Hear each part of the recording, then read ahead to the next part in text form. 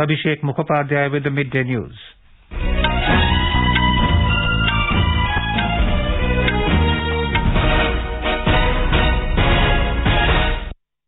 The headlines. Indian Air Force celebrates its 90th anniversary. Government approves creation of a new weapon systems branch in the force. 3,000 Agniveer Vayu to be inducted in December this year for initial training, says the Chief of the Air Staff. Prime Minister Narendra Modi to inaugurate and lay foundation stones of development projects of over 3,000 crore rupees at Mehsana in Gujarat tomorrow. Home Minister Amit Shah says government brought peace to Northeast as nearly 9,000 youths laid down arms and returned to the mainstream. 12 people killed in a road mishap on Mumbai-Aurangabad highway in Maharashtra. President, Vice President and Prime Minister express grief over the loss of lives. BJP announces its candidates for upcoming assembly by-elections in Haryana, Telangana and Uttar Pradesh. In the national games, services continue to dominate the medals tally, followed by Haryana and Maharashtra. And in women's T20 Asia Cup, match between India and hosts Bangladesh underway at Sylhet.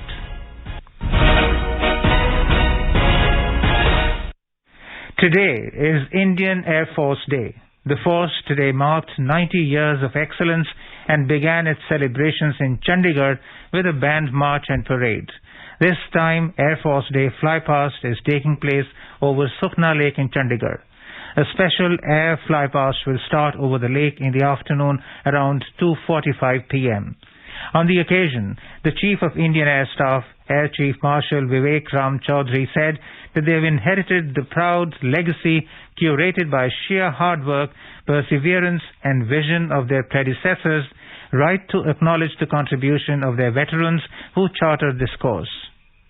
We are well and truly prepared to take on everything that comes our way, and the credit for that goes to all of you. The traditional domains of land, sea and air have expanded to include space and cyber. We are increasingly seeing the convergence of all these domains into one continuum in the form of hybrid warfare. The use of non-kinetic and non-lethal warfare to supplement kinetic means has changed the way wars will be prosecuted. Therefore, conventional systems and weapons will need to be augmented by modern, flexible and adaptive technology. Air Chief Marshal said induction of air warriors into Indian Air Force through the Agnipath scheme is a challenge for all of us. But more importantly, it's an opportunity for the Air Force to harness the potential of India's youth and channelize it towards the service of the nation. Induction of air warriors into the Indian Air Force through the Agnipath scheme is a challenge for all of us. But more importantly, it is an opportunity for us to harness the potential of India's youth and channelize it towards the service of the nation. We have changed our operational training methodology to ensure that each Agniveer is equipped with the right skills and knowledge to start their career in the Air Force. In December this year, we would be inducting 3,000 Agniveer Vayu for their initial training. This number will only go up in the years to come to ensure adequate staffing. We are also planning on induction of women Agniveer starting next year. Creation of infrastructure is in progress and streamlining of trade structures is being finalized. On the occasion, the government approved the creation of a new weapon systems branch in the Indian Air Force. The Chief of Air Staff said the branch will enhance the war-fighting capability of the force. On this historic occasion, it is my privilege to announce that the government has approved the creation of a weapon system branch for the officers in the Indian Air Force. This is the first time since independence that a new operational branch is being created. This will essentially be for manning of 4 specialized streams of surface-to-surface missiles, surface-to-air missiles, remotely piloted aircraft, and weapon systems operators in twin and multi-crew aircraft. Creation of this branch would result in savings of over 3,400 crores due to the reduced expenditure on flying training. Vice President Jagdeep Dhankhar, Prime Minister Narendra Modi, Defence Minister Rajnath Singh and Home Minister Amit Shah have greeted the Air Warriors on Air Force Day. The Vice President said in a tweet today that the valorous and indomitable Indian Air Force plays a vital role in steadfastly protecting the nation and its sovereignty. He conveyed his best wishes to all the Air Force personnel and their families. The Prime Minister said, in line with the motto of Indian Air Force, which is touch the sky with glory, the IAF has shown exceptional dexterity for decades. He said Air Warriors secured the nation and also showed remarkable human spirit during disasters. Defence Minister Rajnath Singh said, the IAF is known for its valour, excellence, performance and professionalism. He said India is proud of its men and women in blue. Mr. Shah said the nation salutes their determination for protecting the country's skies and assisting the countrymen during natural calamities. He said Air Force warriors' valour makes India proud. Information and Broadcasting Minister Anurag Singh Thakur has greeted the Air Warriors on Air Force Day. In a tweet today, Mr. Thakur said the Indian Air Force is a modern, highly trained and exceptional command of national security architecture. Prime Minister Narendra Modi will be on a 3-day visit to Gujarat starting tomorrow to dedicate and lay the foundation stone of projects worth over 14,500 crore rupees. Mr. Modi will visit Mehsana, Bharuch and Jamnagar and Ahmedabad. On his first day of the visit, he will preside over a public function to dedicate to the nation and lay the foundation stone of projects worth over 3,900 crore rupees in Mehsana. The Prime Minister will declare village Modera as India's first 24/7 solar-powered village. More from a correspondent. Modera village, which is known for its sun temple, will soon get the identity of country's first solar-powered village. During his visit, Prime Minister Narendra Modi will declare the Modera as country's first village with 24/7 solar power. This ambitious project is a joint venture of Government of India and Government of Gujarat at a cost of 80 crore rupees. Under this program, solar rooftops have been set up in over 1,300 rural houses at iconic Modera village, which has resulted in more than 60 to 100% reduction in power bills. PM will visit Modeshwari Goddess Temple and the world-famous Modera Sun Temple, where he will inaugurate the solar-power-based 3D projection and heritage light and sound show. Aparna Khun, AR News, Ahmedabad. The other projects include gauge conversion of Sabarmati Jagudan segment of the Ahmedabad Mehsana Gauge Conversion Project, ONGC's Nandasan Geological Oil Production Project, Sujalam Sufalam Canal from Kherwa to Singoda Lake, Dharoi Dam-based Vatnagar, Kheralu and Dharoi Group Reform Scheme. The Prime Minister will lay the foundation stone of multiple projects that include 4-laning of a section of N868 from Patan to Gozaria, new automated milk powder plant and UHT milk carton plant at Dudhsagar Dairy. On Monday, the Prime Minister will dedicate to the nation and lay the foundation stone of projects worth over 8,000 crore rupees in Amod, Bharuch. In yet another step to make India Atmanirbhar in the pharmaceutical sector, Mr. Modi will lay the foundation stone of bulk drug park at Jambusar. In Ahmedabad, he will inaugurate phase 1 of Modi Sheikh Sainik Sankul, an education complex for needy students. The project will help provide facilities to students for holistic development. On Tuesday, the Prime Minister will dedicate and lay the foundation stones of various healthcare facilities, around 1,300 crore rupees in Civil Hospital, Asarwa, Ahmedabad. In Jamnagar, the Prime Minister will dedicate to the nation and lay the foundation stone of projects worth over 1,460 crore rupees. These projects are related to irrigation, power, water supply and urban infrastructure. The Prime Minister will inaugurate the first phase of Sri Mahakaleshwar Temple Extension Project at Ujjain in Madhya Pradesh on the 11th of this month. Mr. Modi will also address a public meeting in Ujjain. Mahakaleshwar Jyotirling in Ujjain is one of the 12 Jyotirlings located in the country. Our correspondent has filed this report.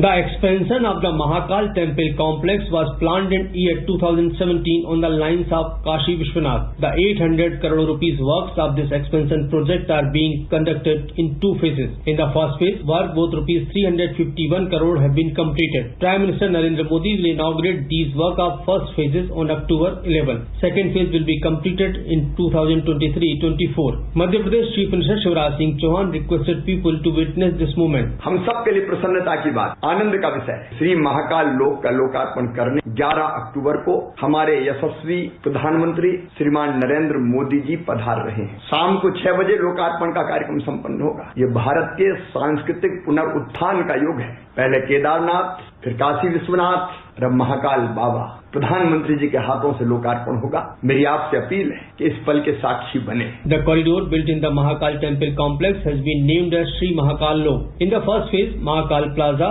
Mahakal Corridor and Mahakal Theme Park have been developed and constructed. A 200-meter long walkway has been made for walking in the Mahakal Corridor. It has a mural wall of 25 feet high and 500 meter long. The 108 Shiva pillars with different posters of Lord Shiva are also the center of attraction for the devotees. Sanjeev Sharma, AIR news, Bhopal. BJP's National President JP Nadda and Home Minister Amit Shah inaugurated the new party office of Assam State BJP in Guwahati today. Speaking on the occasion, Mr. Shah said that the Narendra Modi government has brought peace to the northeast. He said that nearly 9,000 youths laid down arms and returned to the mainstream in the region during the last 8 years. Mr. Shah said that with the improved law and order situation, AFSPA has been removed from many areas in the northeast. He said the northeast region is marching towards the path of development after 2014. Bodo समझौता हो, Bru समझौता हो, ढेर सारे हथियारी ग्रुपों ने अपने हथियार डाले। 2014 से लेकर 2022 तक करीब 9,000 युवा हथियार डालकर मेन स्ट्रीम के अंदर आए हैं और आज इसका परिणाम देखिए। 2006 से 2014 में 8700 घटनाएं हुई थी और 2014 से 22 में वो घटनाएं घटकर 2250 तक पहुंची है। सुरक्षा बलों की मृत्यु 500 से ज्यादा थी, वो कम होकर 128 तक सीमित हुई है और नागरिकों की मृत्यु 2300 से ज्यादा थी, वो कम कर 385 तक पहुंची है। Elaborating upon the special features of a workplace, the Home Minister said that it is a place where, along with hard work, emotions are also attached. कार्यालय भावनाओं का एक पुलिंदा होता, सिर्फ भवन नहीं होता। यहाँ कार्य का आलय होता, यहाँ कार्य का रेखांकन होता है और यहीं पर भारतीय जनता पार्टी असम और पूरे नॉर्थ ईस्ट के विकास की योजनाएं बनी। भारतीय जनता पार्टी के कार्यकर्ताओं के लिए ये मंदिर से कम नहीं होता है। आज इस भव्य कार्यकर्ताओं के मंदिर को यहाँ देखकर मुझे मन में बहुत हर्ष हो रहा है। आज देश में हर जिले में कार्यालय बनाने की योजना और इसका क्रियान्वयन हो रहा है। मैं कह सकता हूं कि 2024 से पहले हमने जो तय किए हैं वो 90% से ज्यादा जिलों में जिला कार्यालय का निर्मित पूरा हो जाएगा। BJP's National President JP Nadda said that the party would set up offices at grassroots levels across the country. He said it is a matter of pride that the state-of-the-art office has come up in Guwahati today. Both leaders also laid foundation stones of over 100 local-level offices virtually. हम लोगों ने 512 कार्यालय बनाने का प्रस्तावना रखी और आज 236 कार्यालय जिले के बन चुके हैं और 154 कार्यालय बनने के क्रम में हैं। आगे चल करके हर जिले में भारतीय जनता पार्टी का भव्य कार्यालय होगा और असम और नॉर्थ ईस्ट में भी हर जगह भव्य कार्यालय होगा। Our correspondent reports that the 6-storied state-of-the-art building is located at Bashisht Chariali area of Guwahati. The party has started its work in Assam from a single-room office located at Uzan Bazar area in Guwahati in 1980. Several veteran party workers and leaders were felicitated today on the occasion. State Party President Bhabesh Kalita, Chief Minister Hemant Biswa Sarma, Union Minister Sarbananda Sonowal and Rameshwar Teli felicitated them. Mr. Nadda and Mr. Shah also inaugurated several district and mandal offices virtually. Later, both the leaders will address a party rally at Khanapara in Guwahati. The BJP today released the names of 3 candidates for the upcoming assembly by-elections in Haryana, Telangana and Uttar Pradesh. The party has fielded Bhavya Bishnoi, son of party leader Kuldeep Bishnoi, from Adampur assembly seat in Haryana, while Aman Giri will contest from Gola Gokaranath assembly constituency in UP. The party has fielded former Congress MLA K. Rajgopal Reddy from Munugor seat in Telangana. Polling is scheduled to be held on the 3rd of next month and counting will take place on the 6th of November. The Haryana State Election Commission has announced the poll schedule for the first phase of all the 3 tiers of the Panchayati Raj institutions in 10 districts. With this, the model code of conduct has come into force in these 10 districts. The districts are Bhiwani, Fatehabad, Jhajjar, Jind, Kaithal, Mahendragarh, Noor, Panchkula, Panipat and Yamunanagar. The Zila Parishad and Panchayati Samiti elections will be conducted on October 30th, while the Panchayat polling will be held on November 2nd. Polling time will be from 7 a.m. to 6 p.m. Filing of nomination papers for the first phase will be from October 14th to 19th. The Election Commission has asked former Maharashtra Chief Minister Uddhav Thackeray to submit his response by 2 p.m. today in connection with the dispute between him and Chief Minister Eknath Shinde about the election symbol of Shiv Sena party, bow and arrow. The Shinde-led faction has submitted a memorandum seeking allocation of the symbol to it in view of the by-election to Andheri East Assembly constituency. In a letter, the Commission asked Mr. Thackeray to furnish his comments along with the requisite documents by today. It said in case no reply is received, the Commission will take appropriate action in the matter accordingly. You are listening to the Midday News on All India Radio. A reminder of the headlines before we move on. Indian Air Force celebrates its 90th anniversary. Government approves the creation of a new weapon systems branch in the force. 3,000 Agniveer Vayu to be inducted in December this year for initial training, says the Chief of the Air Staff. Prime Minister Narendra Modi to inaugurate and lay foundation stone of development projects of over 3,000 crore rupees at Mehsana in Gujarat tomorrow. Home Minister Amit Shah says government brought peace to Northeast as nearly 9,000 youths laid down arms and returned to the mainstream. 12 people killed in a road mishap on Mumbai-Aurangabad highway in Maharashtra. President, Vice President and Prime Minister express grief over the loss of lives.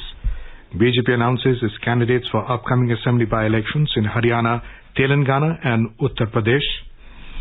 In the National Games, services continue to dominate the medals tally, followed by Haryana and Maharashtra. And in Women's T20 Asia Cup, match between India and host Bangladesh underway at Sylhet. For quick news updates around the clock, follow us on our Twitter handle at AIR News Alerts. In Maharashtra, 12 people were killed and 30 injured in a road accident in Nashik. The incident occurred after a bus coming from Yavatmal and heading for Mumbai collided with a tanker on the Mumbai-Aurangabad highway in the wee hours, leading to a huge blast. Some passengers who got trapped inside were killed in the inferno. Fire brigade officials were immediately rushed to the spot and they doused the fire. The injured have been admitted to the civil hospital in Nashik. Talking to reporters in Mumbai, Chief Minister Eknath Shinde said the injured will be treated free of cost by the government. He said if needed, passengers who suffered serious injuries will be shifted to a private hospital for better treatment. The Chief Minister also announced an ex gratia of 5 lakh rupees to the next of kin of the victims in the bus mishap in Nashik during the wee hours today. President Draupadi Murmu, Vice President Jagdeep Dhankar and Prime Minister Narendra Modi have expressed condolences to the families who lost their loved ones in the tragedy. In a tweet, the President said she was deeply saddened to learn about the death of many people in a bus fire accident in Nashik. She prayed for the speedy recovery of the injured. The Vice President also conveyed his condolences and prayed for an early recovery of the injured. The Prime Minister said his thoughts are with those who lost their lives in the mishap. He prayed for an early recovery of the injured. He announced an ex gratia of 2 lakh rupees each from Prime Minister's National Relief Fund to the next of kin of each of the deceased. The injured will be given 50,000 rupees each. In Uttarkashi, a total of 26 bodies of mountaineering team have been recovered so far, including 2 instructors and 24 trainees in the avalanche caused by Draupadi's Danda in Uttarkashi. According to Nehru Institute of Mountaineering, search and rescue operation is in progress for the remaining 3 mountaineers. However, the rescue team is facing trouble in the search operation due to bad weather. The district magistrate of Uttarkashi said that 7 bodies were brought from the advanced base camp to Matli helipad after they were recovered from the spot of the incident. In Gujarat, Indian Coast Guard ICG, in a joint operation with ATS Gujarat, apprehended a Pakistani boat with 6 crew members in Indian waters yesterday midnight. The members were carrying around 50 kilograms of heroin worth 350 crore rupees. According to an official release, the boat and the crew members were taken to Jakhau for further investigation by all agencies. This is the 6th such joint operation by the Indian Coast Guard and ATS Gujarat in the last 1 year, and second such operation in less than a month when 40 kilograms of drugs were seized from a Pakistani boat on the 14th of September 2022. The government today rejected a media report claiming the shortage of pneumococcal conjugate vaccine PCV across the country. The Health Ministry called the report as ill-informed and said sufficient doses of over 70.18 lakh of PCV vaccines are available with the states and union territories. Pneumonia is one of the major causes of child mortality, and Centre has taken proactive steps to effectively address this problem. The PCV is to protect children from pneumonia. The ministry clarified that over 3 lakh doses of PCV were available with Maharashtra till yesterday. It added that the supplies against procurement of PCV for the year 2022-23 have also commenced to the states and UTs. The pneumococcal conjugate vaccine was introduced by the Centre in 2017 in a phased manner across the most affected 5 states of Bihar, Himachal Pradesh, Madhya Pradesh, Rajasthan and Uttar Pradesh. Thereafter, the PCV under the Universal Immunization Program was expanded throughout the country. It is now an integral part of the Universal Immunization Program and is available free of cost to the entire birth cohort of 27.1 million. Over the past 75 years since independence, India's largest public service broadcaster, All India Radio, has been the proverbial storyteller for crores of people across the country. All India Radio is celebrating 75 years of freedom with a series Azad Bharat Ki Baat Akashvani Ke Saath. It showcases the journey of India since independence in various walks of life through the storytelling of All India Radio. In today's episode, we bring you the story of cinema journey of Tamil films.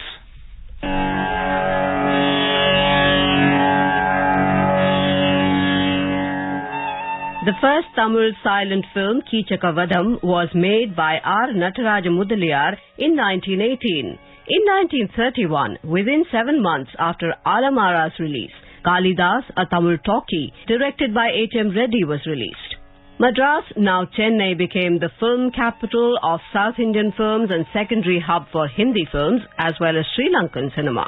Dravidian movement leader C.N. Annadurai wrote Velaikari in 1949 and Or Iruva in 1951. M. Karunanidhi penned blockbuster Parasakti in 1952 and introduced Shivaji Ganeshan, one of the greatest actors of the country. கோவில் கூடாது என்பதற்காக அல்ல, கோவில் கொடியவரின் கூடாரமாய் இருக்க கூடாது என்பதற்காக. பூசாரியை தாக்கினேன், அவன் பக்தன் என்பதற்காக அல்ல, பக்தி பகல் வேஷமாய் ஆகிவிட்டதை கண்டிப்பதற்காக. உனக்கேன் இவ்வளவு அக்கறை, உலகத்தில் யாருக்கும் இல்லாத அக்கறை என்று கேட்பீர்கள். நானே பாதிக்கப்பட்டேன், நேரடியாக பாதிக்கப்பட்டேன். சுயநலம் என்பீர்கள். என் சுயநலத்திலே பொதுநலமும் கலந்திருக்கிறது. After these 3 films, the Tamil industry went for a revolutionary change and set the tone for political upheaval. M.G. Ramachandran, who emerged as the swashbuckling hero, became a superstar representing the core Tamil values and culture. The political impact of the films was so much that resulted in seeing 5 chief ministers from the film industry, such as C.N. Annadurai, M. Karunanidhi, M.G. Ramachandran, V.N. Janki, and J. Jayalalitha.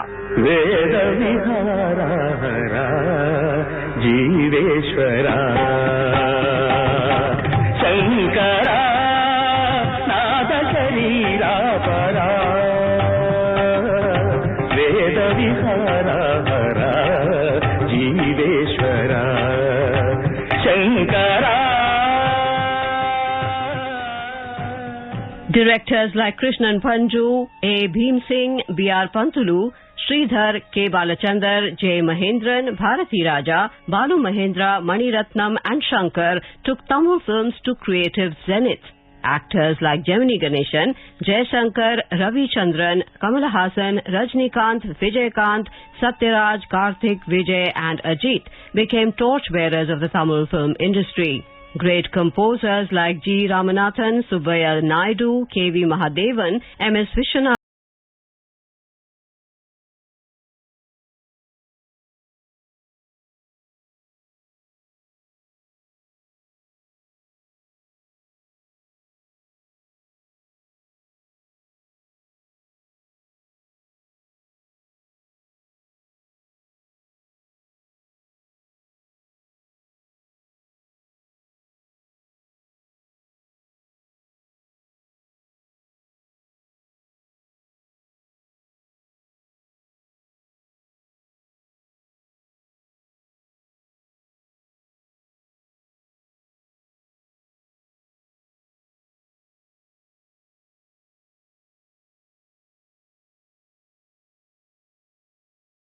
Kirnam, Ungal Viruppam and soundtrack program Oli Chitram helped Tamil cinema immensely.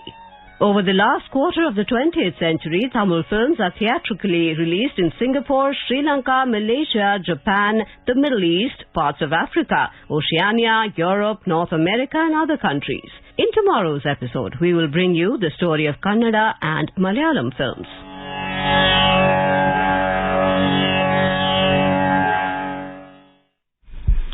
Azad Bharat Ki Baat Akashvani ke saath can be accessed on AIR News Alerts on Twitter, News on AIR official YouTube channel, News on AIR app, Facebook and Instagram handles. So tune in to All India Radio News for Azad Bharat Ki Baat Akashvani ke saath.